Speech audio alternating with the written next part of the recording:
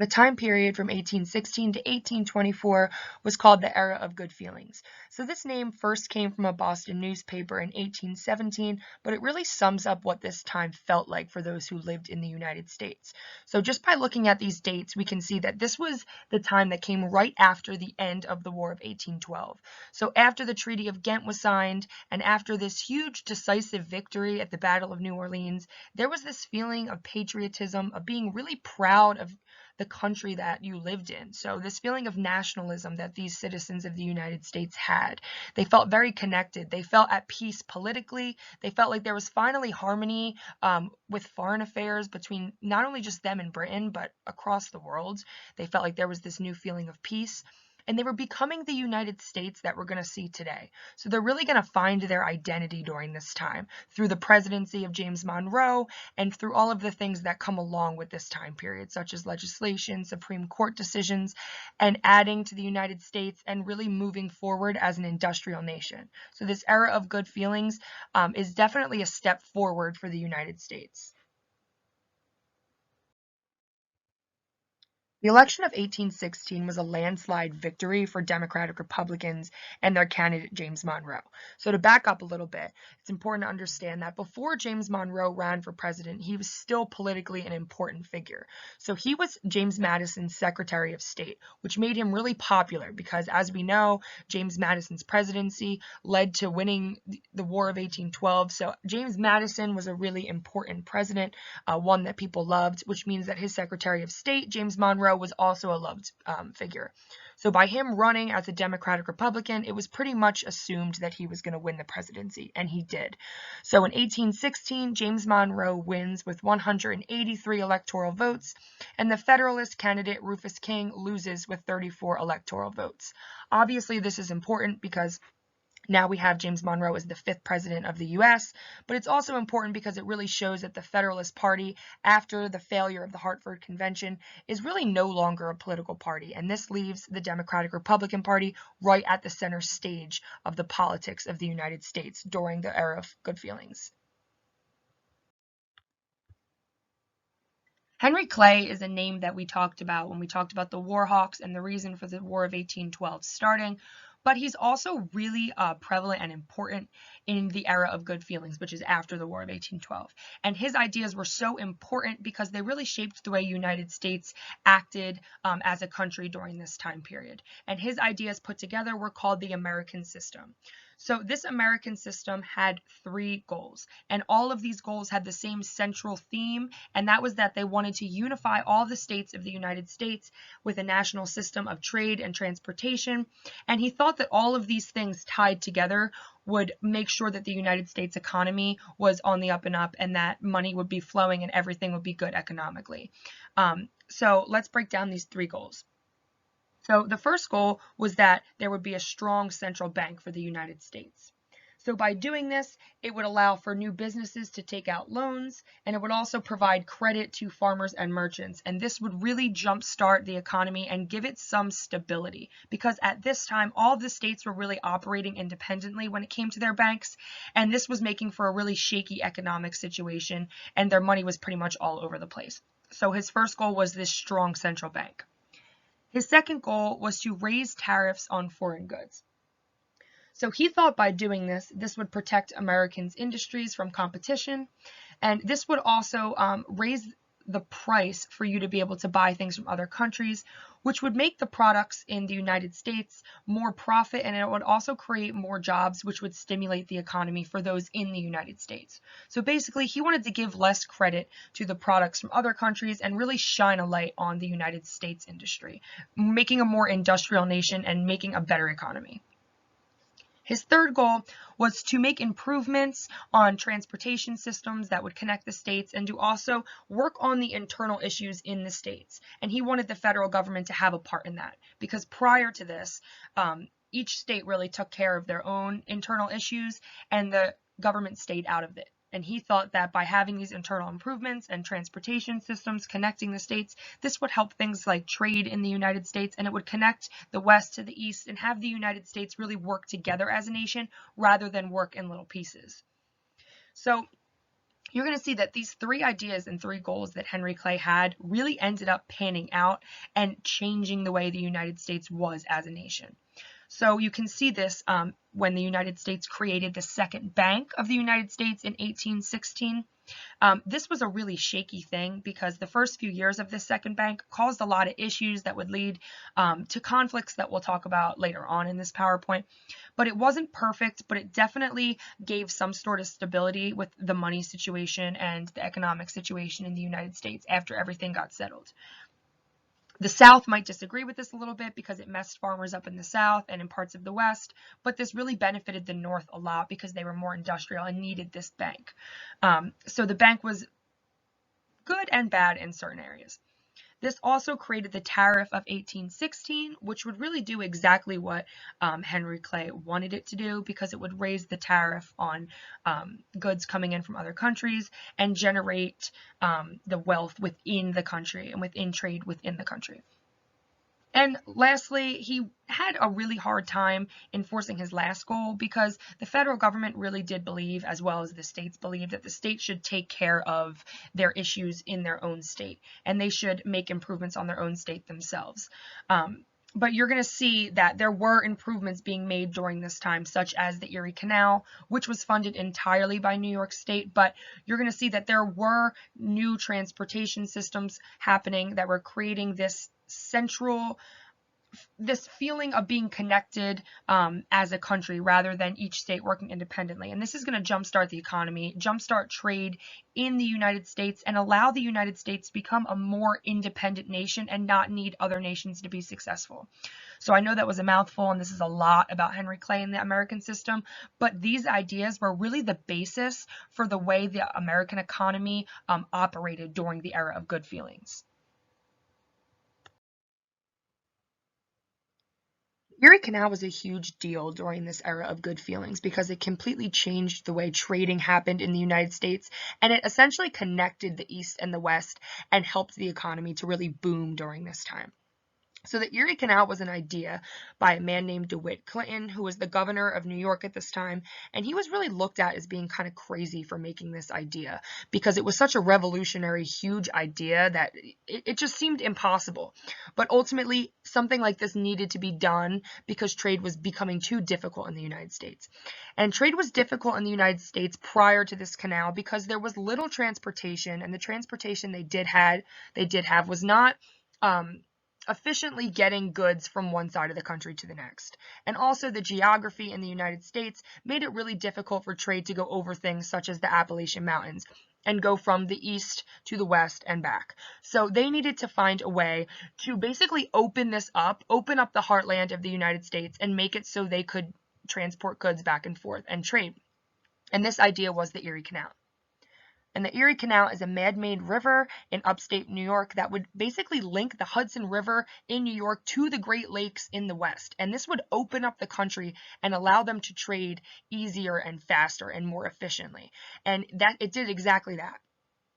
So the economy took off after this. You're going to see that the economy is boosted, money is pouring into the United States, and it's finally allowing the East and the West to come together as a nation rather than working apart because they were separated from this inability to travel back and forth and trade easy. So this canal took around $7 million to make, and it was made between the years 1817 to 1825. And if we think about how big of a deal this was for the economy, it really wasn't a lot of time or a lot of money to make something that had this much of an impact. And by having this Erie Canal, you're going to see that the transport of goods is cheaper, it's faster. It's always been cheaper and faster to travel on the water, but now you have the ability to travel such a huge distance and bring things back and forth so much easier. And this is really going to help the economy take off. And I know I've said that a lot, but it's really important to realize this Erie Canal is the reason for this huge economic boost during this time. And on top of it connecting both sides of the country, it really industrialized the North even more. So you're going to see that at this point, the North is way more industrialized than the South. But with this Erie Canal, there's going to be huge cities that pop up around the canal in New York, such as Buffalo, Syracuse, and Rochester. And it's going to put New York on this path that we see today as being one of the biggest cities in the world. So it's definitely going to industrialize the country more, and it's going to connect the country more and make it this powerhouse on the world stage. Following the War of 1812, both Britain and America still had warships just sitting on the Great Lakes. And this was a problem because it was making either side really nervous. So they're thinking the war's over, the conflict's over, but why are we still sharing this water where we both have all of this military power just sitting there, waiting to start another conflict?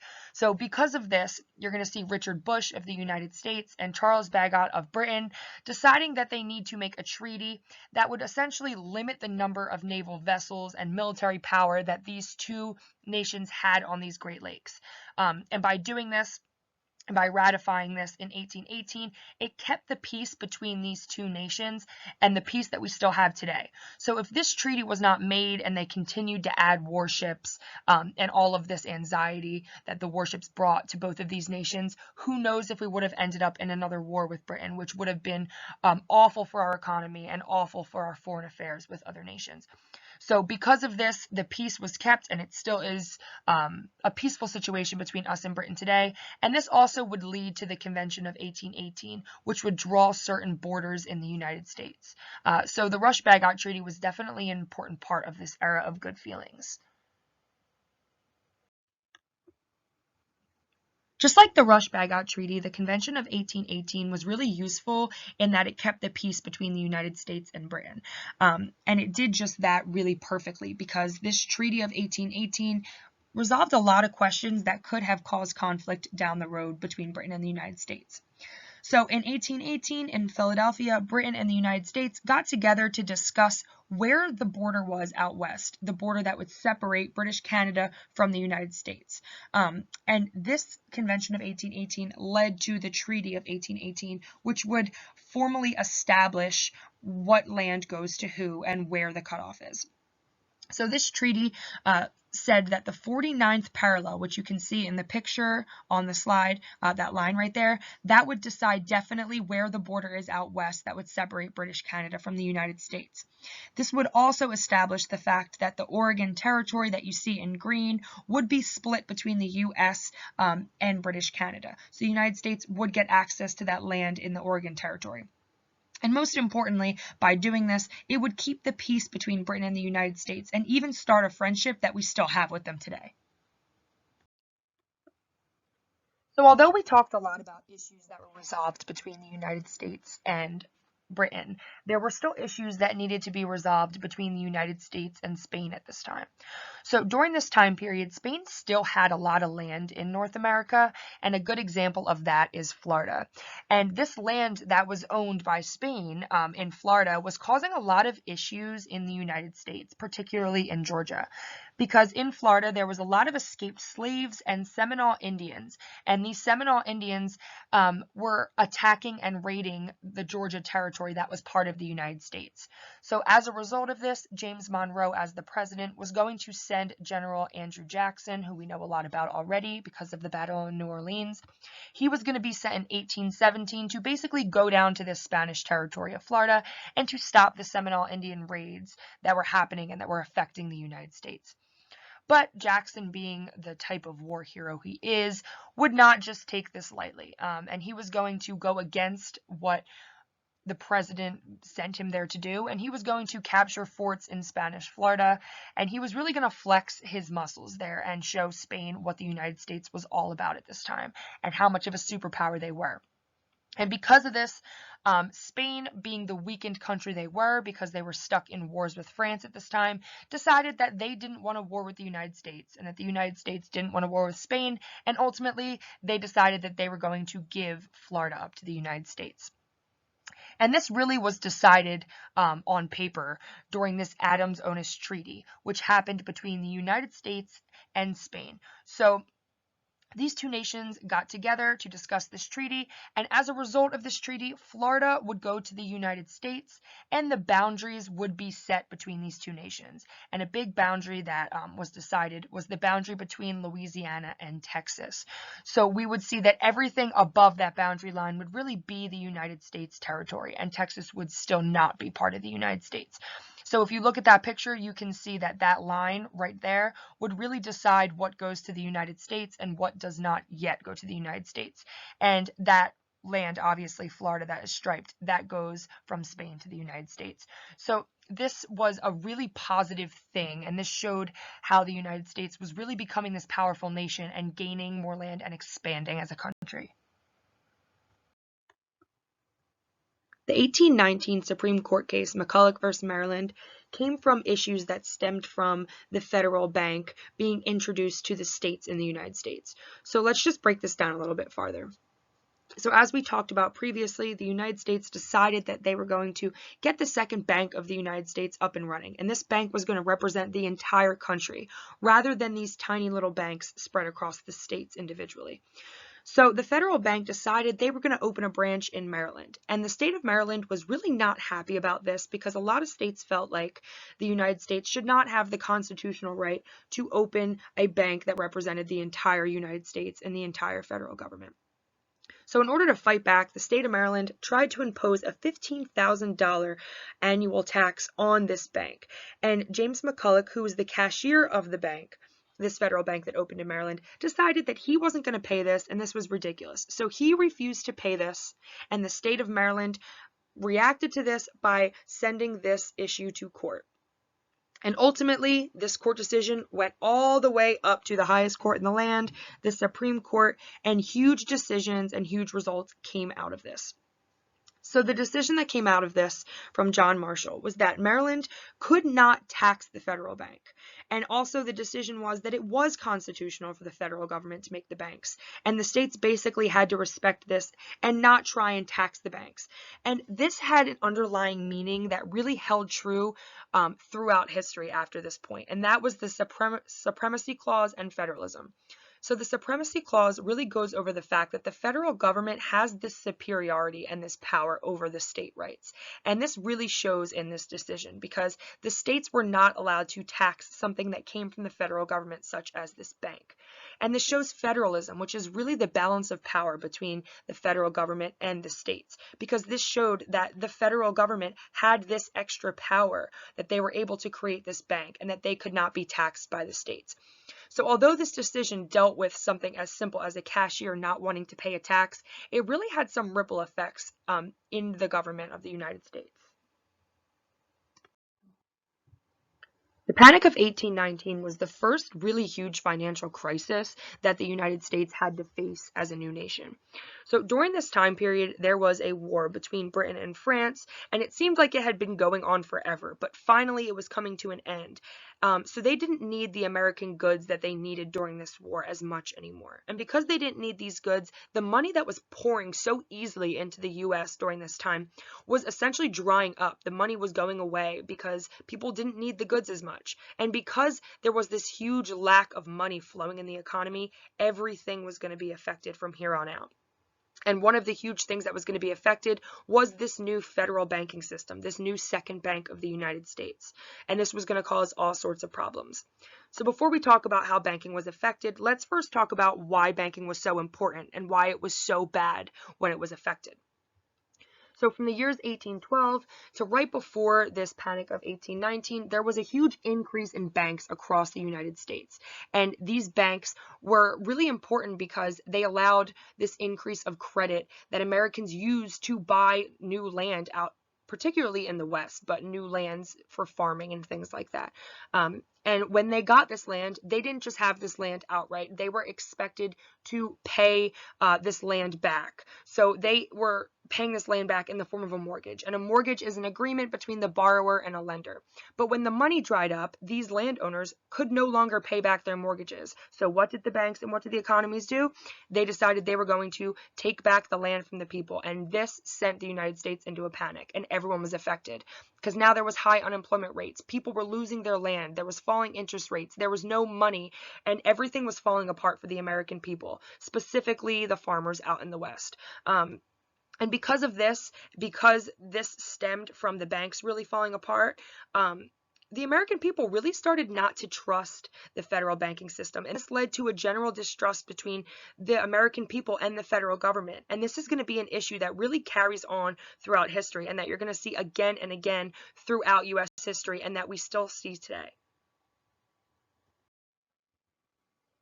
Although the era of good feelings has seen a lot of positive growth and industrialization in the United States, there's still this lingering issue of slavery that needs to be addressed. And that's exactly what the Missouri Compromise of 1820 is going to do. So before this compromise is even on the table, the United States is split completely in half between free states and slave states. So before this compromise, there's 11 free states and 11 slave states. And this keeps both sides satisfied because they have equal representation in Congress, and no one side of this argument gets more say than the other. But then Missouri wants to come into the United States and mess this entire balance up, and this is why the Missouri Compromise needs to help out. So basically, Missouri wants to come in as a slave state, and by doing this, this would throw off the balance, and slave states would have more representation, and this just couldn't happen, and the free states were not going to let this happen. So the Missouri Compromise addressed this issue by letting Missouri come in as a slave state, as long as Maine could now come in as a free state. And by putting Maine in the mix and putting them in as a free state, you're going to see that the balance is now restored, and both sides now have equal representation again. But there's still this lingering issue of what to do with this new Louisiana Purchase territory. So they decide that at the latitude line 3630, everything above was going to be a free state and anything below could be a slave state. And by doing this, this is going to keep the balance moving forward as well. So although this Missouri Compromise kept both sides of this argument happy and kept representation equal in Congress, this was not going to fix this issue that kept on going up until the Civil War. This was not going to fix the issue of whether slavery should be abolished or not. So this was basically a band-aid on a big issue that kept both sides satisfied for now, but would not keep them satisfied for long. So just by looking at the results of the election of 1820, it's really obvious how the United States felt about James Monroe during the era of good feelings. So clearly the United States loved James Monroe because this was such a landslide victory in his favor. So James Monroe went up against John Quincy Adams, and like I said before, at this point, Democratic-Republican Party is pretty much the only political party in the United States at this point. So no one really wanted to run against James Monroe because, like I said, we're at the height of the era of good feeling. People love him, although there were issues such as the Panic of 1819 and the issues between the slave states and the free states. People still love him and think he's a great leader. So he wins all electoral votes except for one guy named William Plumer in New Hampshire who voted against him. But overall, this was a landslide victory, and he's going to serve another term as President of the United States during this era of good feelings. Okay, so when we look at the Monroe Doctrine, it's really important to understand that during James Monroe's second presidential term, he's more focused outward. So during his first presidential term, he's really focused on things happening inside of the United States. But as he's reelected as president for a second term, he's going to focus on more foreign policy, especially with the continent of Europe. So before we talk about what the Monroe Doctrine did, let's first talk about why it was even needed in the first place. So during this time, Portugal and Spain are really on the decline on the world stage. So they're eventually going to lose their land and their territories in the Western Hemisphere. And the United States doesn't like this idea because they know that other more powerful European nations like Britain and Spain are going to try and snatch up that land in the Western Hemisphere, particularly in like the Latin America area. And they're scared that this is going to affect the balance of power, and this is going to affect the United States directly. So James Monroe gets together with his Secretary of State, John Quincy Adams, and they released this Monroe Doctrine in 1823. And this covers two really important points. And this is going to be a really essential document throughout history, so it's really important that we pay attention to what these 2 points are. So the first goal of this doctrine is to let Europe know that the New World is no longer going to be subject to colonization by European nations. So overall, this means that the Western Hemisphere is off limits to Europe. So you can't come over here and colonize these lands. You can't insert your influence into the Western Hemisphere and the Americas anymore. So this is a huge point of the Monroe Doctrine. Also, the doctrine is saying that the United States is going to remain neutral regarding issues on the European continent. So as we've seen throughout history, Europe always seems to be in conflict. whether it's Britain and France or whoever else, there's always seeming to be wars, and the United States seems to be dragged into them way too much. So Monroe is basically saying that this is no longer going to be an issue because the United States is going to stay neutral in all of these conflicts. And these are two really important points that are going to affect U.S. history moving forward. You're going to see that the Monroe Doctrine is used for a very long time after this regarding issues that happen with the United States and Latin America. So this is definitely important during Monroe's presidency, but also really important moving forward, and it really shapes the United States as a nation.